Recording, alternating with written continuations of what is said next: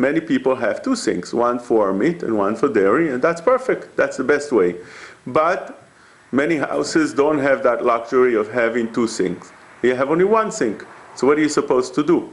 In one sink also, many poskim would allow you to use one sink. It's machloket. Some poskim in Eretz Yisrael were very much machmir not to use one sink, and if you only have one sink, they would tell you that you'll have to use a separation between them by putting something inside that sink, like an insert, and a plastic on top, that you'll have to clean your dishes on that plastic, and then clean between the use the under that, and then use a different plastic for the other kind, and so on and so forth. This is how the Minchas Yitzchak brings down, and it seems to be something with a lot of chumrot, and you'll find that some poskim say that all that is not needed. If you take a look at Yalkut Yosef and some other poskim, they say that it's not needed to go that far, and all you need to do is, after you finish cleaning your meat dishes, you want to clean dairy dishes or vice versa, you just clean the sink and you can use it for the other kind. That's not a problem. Why is that?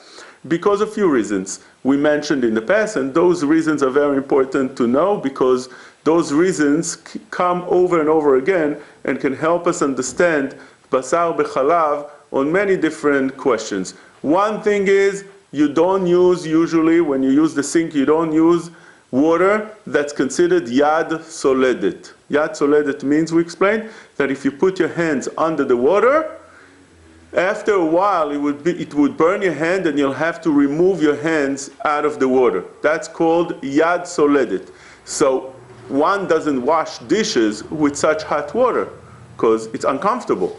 You'll use water that's comfortable for your hands in order to wash. Since that's the heat of the water you're using to clean your dishes, that's not yad soledet. It would not become asur. The sink would not become asur, because although the meat is right now in the sink and the water is running on top of it, but it doesn't get absorbed with the heat under the level of yad soledet. That's first of all. Secondly, we explained that there's such a concept called using soap.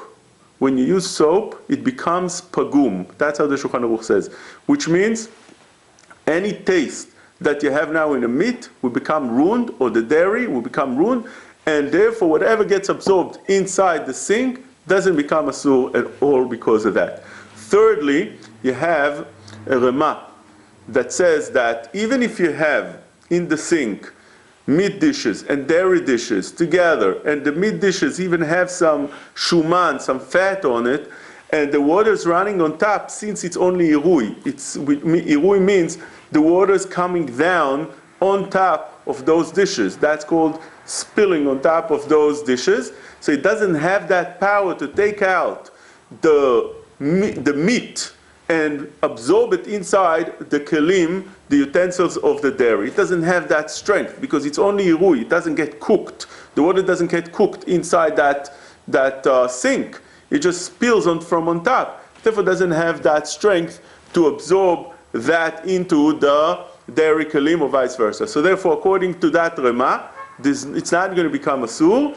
And the Shach argues in this, but however you're going to spin it, over here we're not saying that you should have dairy and meat utensils at the same time with the waters running on top of it, the yad soledet. We're saying that you take one kind, you're washing it first, you finish, clean your sink, and then you can put the other kind. And therefore, for those reasons that we explained, it would not be asur. Also, Moshe explains, Moshe Feinstein, that when the water runs from the sink, from the faucet into the sink, it doesn't touch straight the meat and the sink. Rather, it's usually there's utensils there's plates, there's pans, there's this. So it goes onto that plate, the meat plate, let's say, right, with the meat, and then it splashes from there to the sink. So that's already like a kli sheni. It's not a kli rishon, it's like a kli sheni because it already landed in that plate, and from that plate it goes now to spill into